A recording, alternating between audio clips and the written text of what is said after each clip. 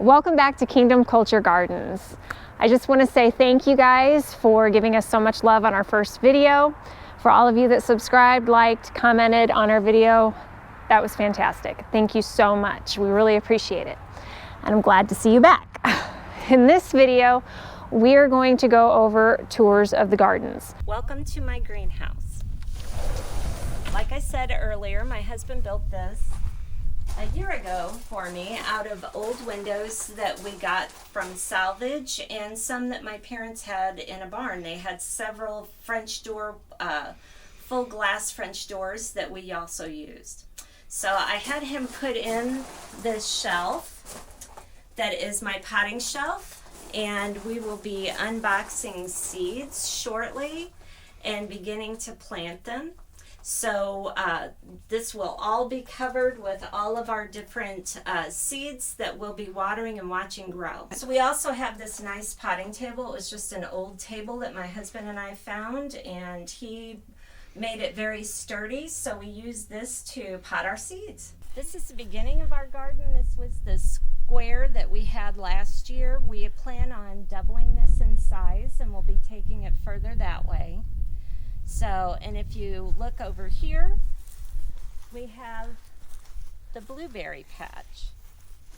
They've had a little struggle with the deer this year, so we're going to be investigating how to handle having pests such as deer and how to get them out of the blueberry patch. So if anyone has any comments, tips, tricks, anything for keeping deers out of your garden or out of your blueberry patch, we would greatly appreciate hearing those. This is one of our blueberry bushes. My mom planted this about 40 years ago.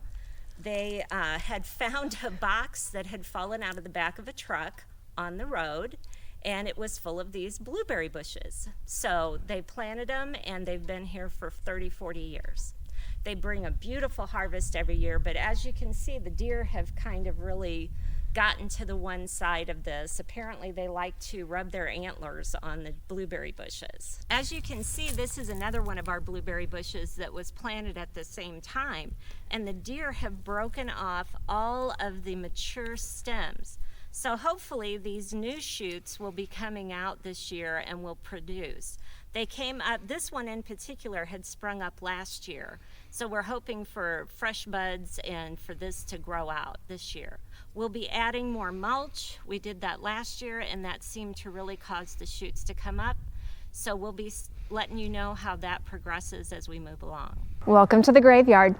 No, seriously, there's tombstones back there.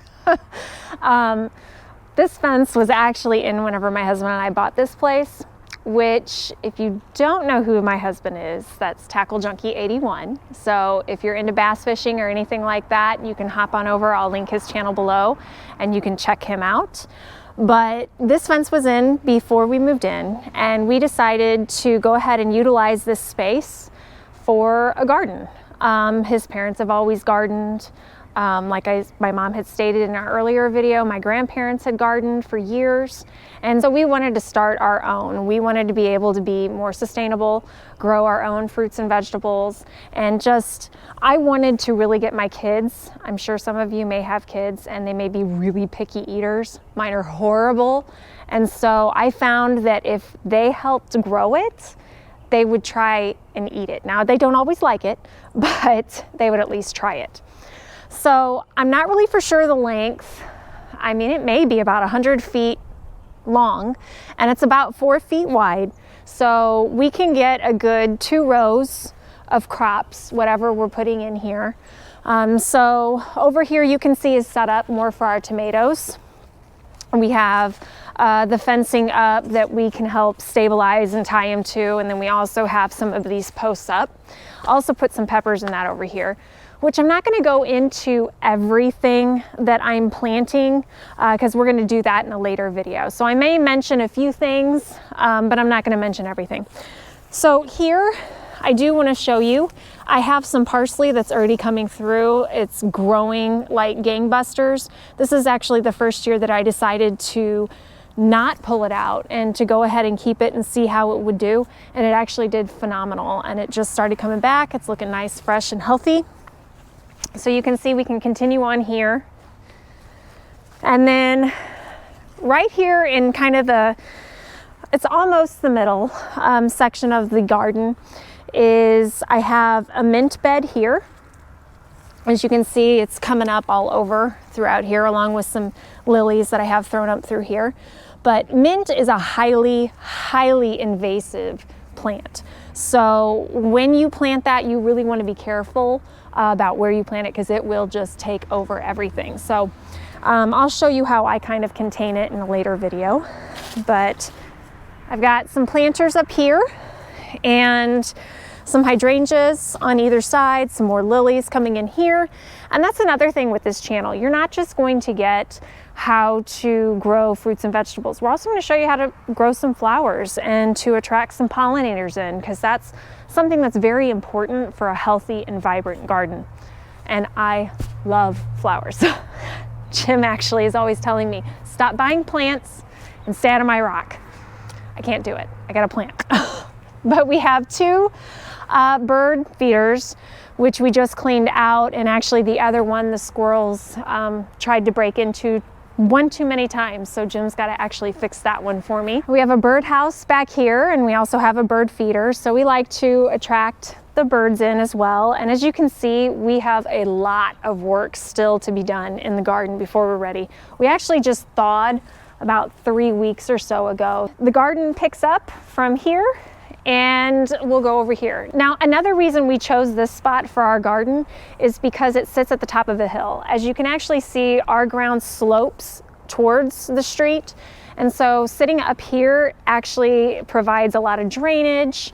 And so there's never any water sitting or anything like that. So that's not an issue that we have. Also, this gets plenty of sunlight back here.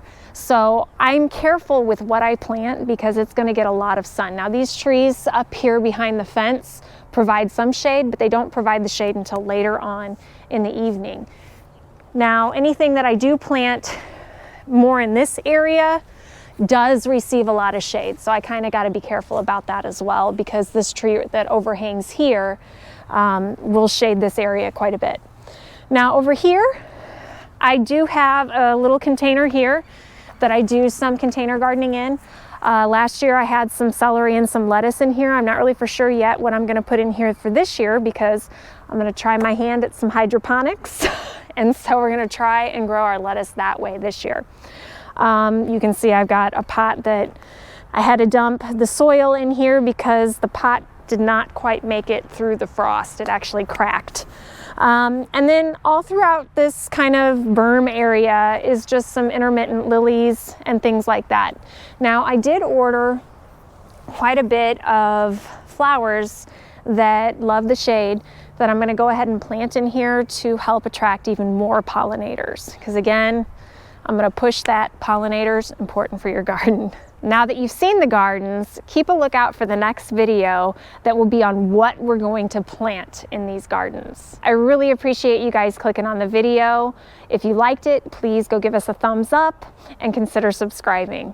And again, keep a lookout for that upcoming video.